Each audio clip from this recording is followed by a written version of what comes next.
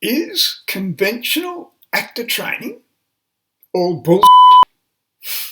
Well, I believe that some of it is. And that might sound like an horrendous heresy to you. But that's why in this 30-second talking acting, I would like to explain to you where my point of view about that comes from and why. Now, recently I have met a Spanish actor who's just started working at the rehearsal room. And she hasn't done classes for 7 years. And in explaining that, she said to me, I'm sick of going to classes where 3 out of 100 get it. She came out of those classes, even classes in Paris, confused. And an Australian actor who's university trained said to me, yeah, I agree. And at university, she said, those 3 people that got it sometimes, in fact often, didn't include the teachers. Kate's learning experience at university was in New Zealand. Something that worked for one teacher then wouldn't work for another. The information we were getting would be varied. One teacher would like us to use a certain type of a technique. Another one wanted us to use no technique and just use natural instinct. Glenn completed a 3-year performance degree and immediately got professional work. I did my first professional gig here 2003, I think, Mamma Mia, and I didn't have a bloody clue what I was doing, to be perfectly honest with you. I was very confused and really quite scared. So I didn't know how to trust my impulses, and listening was not even there at all. I was very much in my own head. Now, I think that those opinions from those very honest actors represents a large cohort of the acting community. There are a lot of actors out there who are confused.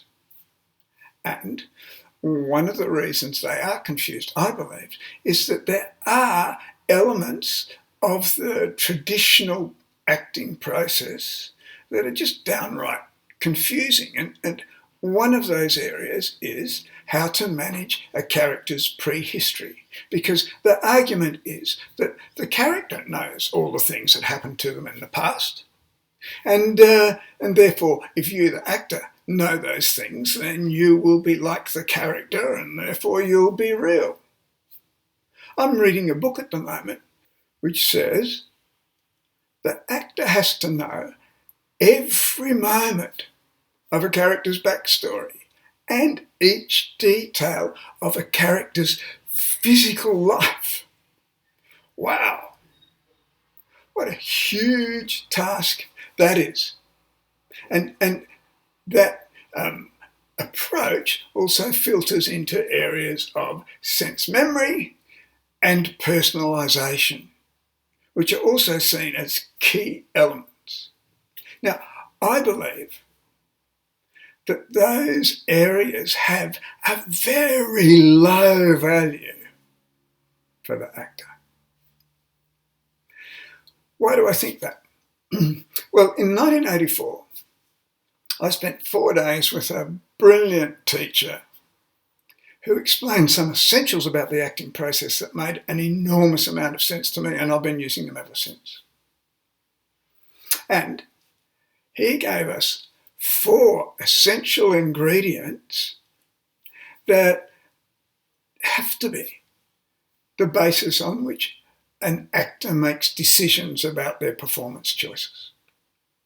And the first thing on his list was that your choice has to be active.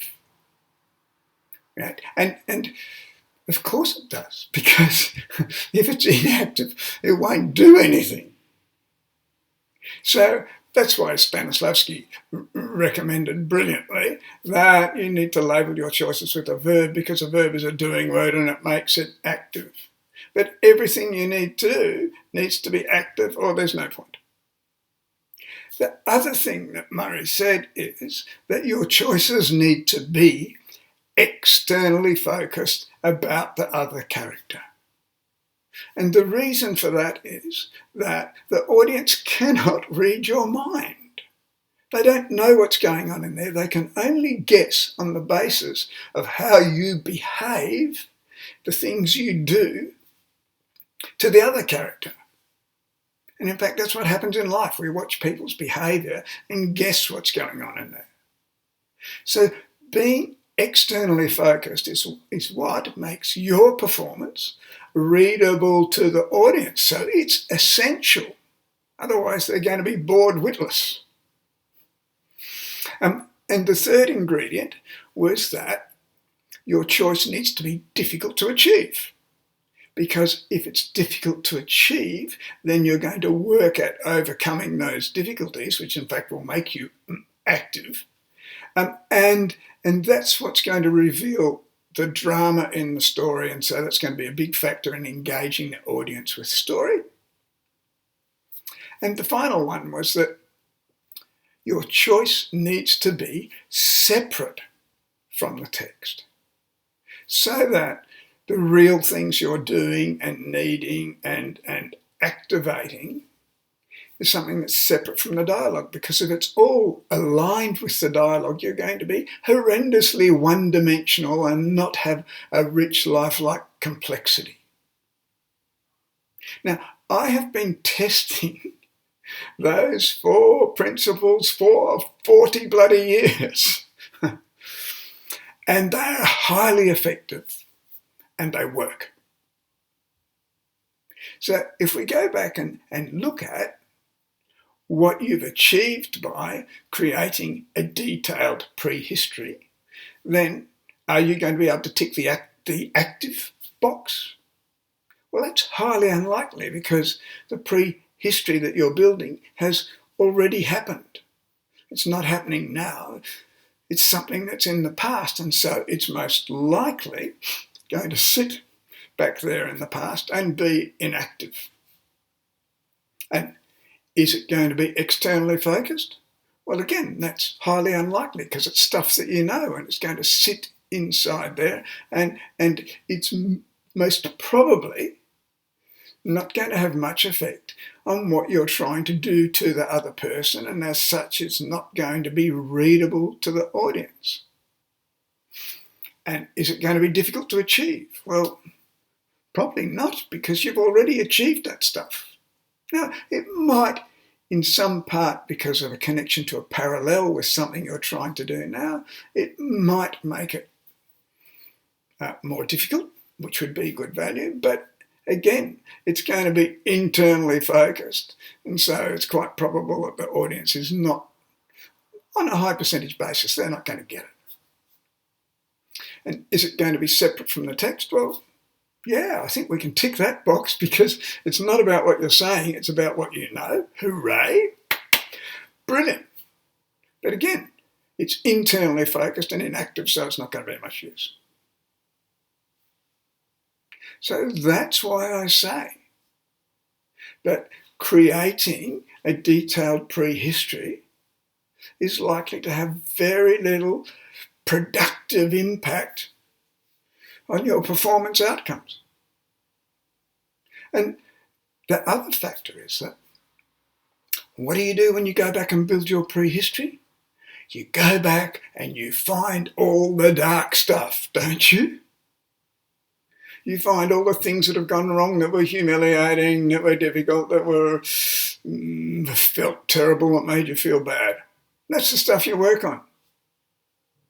And so that's why casting directors tell me that 70 to 95% of actors bring unlikable, overly dramatic, turgidly dark characters into the audition room, and significantly that's connected to all that prehistory that they've done. Do you go and find out, when you're exploring prehistory, what made your character laugh? Did you find out the things that they were really hopeful about and looked forward to? Yeah? Did you look for the positive things in their life or their achievements? I bet you didn't. It's all going to be the dark stuff. And that is why I say building an extensive prehistory is somewhere between a really small value, zero value, and quite frequently has a negative effect on the performance outcomes. So, prehistories, dangerous territory that have very limited value and not much effect on the complexity, believability, and drama of the story you're telling. So, that's why next week I'm going to look at the areas where prehistory is of some use and the productive ways that you can go about implementing that so it does have an effect on your performance. I'll see you then, I hope. Cheers. If you have a question about this unique approach to acting process, you can email richard@rehearsalroom.com. Make a booking for a free 30-minute chat. Or download the ebook. It's free too.